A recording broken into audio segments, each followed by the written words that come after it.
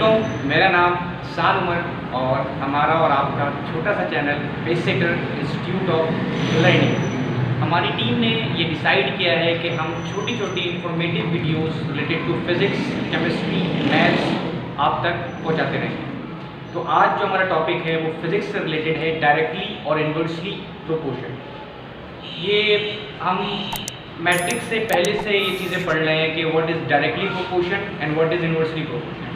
And matric में आने के बाद और फिर इंटर के बच्चों को भी इसमें कुछ ना कुछ कन्फ्यूजन होती है कि डायरेक्टली प्रोपोर्शन और इन्वर्सली प्रोपोर्शन होता क्या है।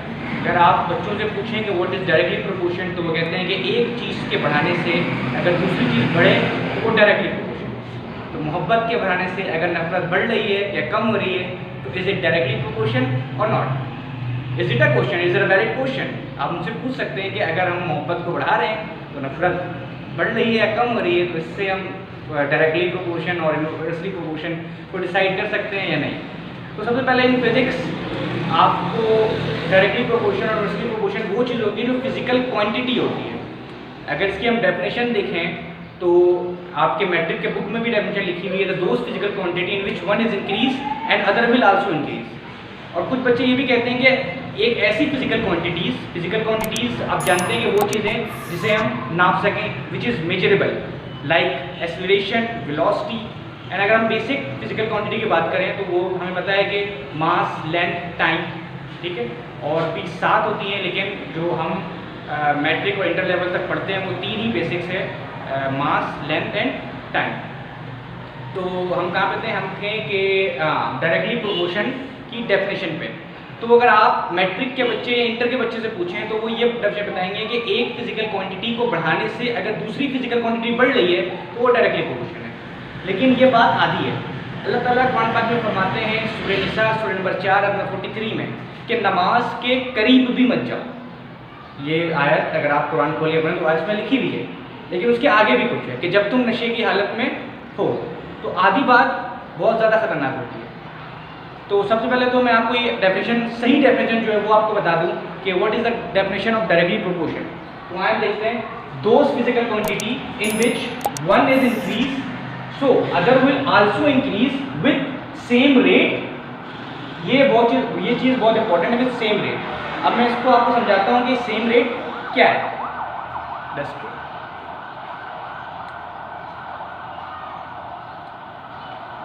लेट्स सपोज हमारे पास volume and pressure, if the temperature are constant तो वी नो दैट कि अगर हम वॉल्यूम को बढ़ाएंगे तो प्रेशर जो है वो कम होगा, ठीक है। या चले या हम x और y कर लेते हैं कि कोई भी चीज़ x है और कोई भी चीज़ y है। तो अगर लेट्स सपोज x2 है और y 1 है, अगर मैंने x2 किया 4 तो y क्या होगा 2। अब मैंने x2 किया 5 तो y क्या होगा 3। अब देखें ये सेम रेट से चीज़ें नहीं बढ़ रही है। अब आप देखेंगे तो जब x2 था तो y1 था, जब इसका रेशो देखेंगे आप तो क्या आ रहा है 2। x4 था y2 था, जब इसका रेशो देखेंगे तो 2। लेकिन यहाँ पे आके यहाँ पे जो रेट है वो चेंज हो गया। अब वो सेम रेट से, ये सेम प्रोपोर्शनलिटी से नहीं बढ़ रहा। 5 डिवाइड बाई 3 करेंगे तो ये आएगा 1.33 या 1.66। तो अब देखें अगर रेट चेंज हो गया तो ये चीज़ डायरेक्टली प्रोपोर्शन नहीं कहलाएगी। यहाँ पे लाजमी है कि यहाँ पे क्या है 6 आए। अब आप देखेंगे सबका जो रेशियो है वो सेम, इसका भी जो रेशियो हो गया वो कितना हो जाएगा 2। तो आसान लफ्जों में मैं ये कह सकता हूँ कि एक चीज़ के बढ़ाने से अगर दूसरी चीज़ बढ़े और उसका रेशियो भी सेम तो वो चीज़ कहलाती है डायरेक्टली प्रोपोर्शन। और इन अदर वर्ड कि एक चीज़ के बढ़ाने से दूसरी चीज़ कम हो और उसका प्रोडक्ट भी सेम हो तो वो चीज़ कहलाती है इन्वर्सली प्रोपोर्शन। आए अगर आप इसको और मज़ीद सॉल्व करें तो आप देखेंगे x मैं लिखूंगा कि x divide by y is equal to 2, ठीक है।